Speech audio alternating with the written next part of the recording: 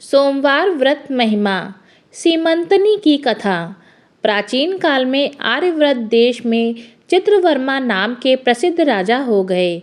उनको एक परम रूप गुणशील से युक्त सीमंतनी नाम की कन्या थी।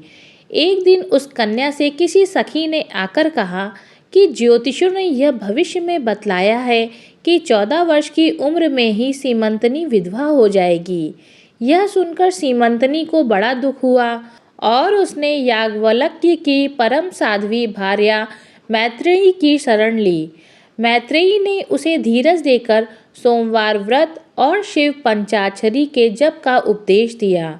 उसकी आज्ञा अनुसार सीमंतनी व्रत करने लगी। कुछ ही दिनों में नल राजा के नाती चित्रांगद के साथ उनका ब्याह हुआ। एक दिन चित्रांगद एक बड़ी सेना साथ ले शिकार खेलने निकल गया। यमुना के किनारे पहुंच उसने एक नौका ली और अकेला जल क्रीड़ा करने लगा। अचानक एक भयंकर तूफान आया और उस नौका को मझधार में ले जाकर डुबो दिया। सीमंतनी के शोक का पारावार न रहा। इस दुखद समाचार को सुनते ही वह मूर्छित हो गिर पड़ी। दैव दुर्विपाक से शत्रुओं ने चित्रांगद के राज्य को हरण कर लिया। सीमंतनी को उन्होंने कैद कर कारागार में डाल दिया, परंतु सीमंतनी ने अपना व्रत न छोड़ा। वह दिन रात शिव स्मरण करती रही। उधर यमुना में डूबा हुआ चित्रांगद नाग कन्याओं के द्वारा पाताल लोक पहुंचाया गया। वहां के राजा तक्षक को जब मालूम हुआ कि परम शिव भक्त चित्रांगद यही है, तो वह उस पर बहुत प्रसन्न हुआ। उसने चित्रांगद से कहा, परम कृपालु शिव की भक्ति करने से कोई भी वस्तु दुर्लभ नहीं रह जाती। मैं तुझसे प्रसन्न हूँ, तू जो चाहे मांग ले।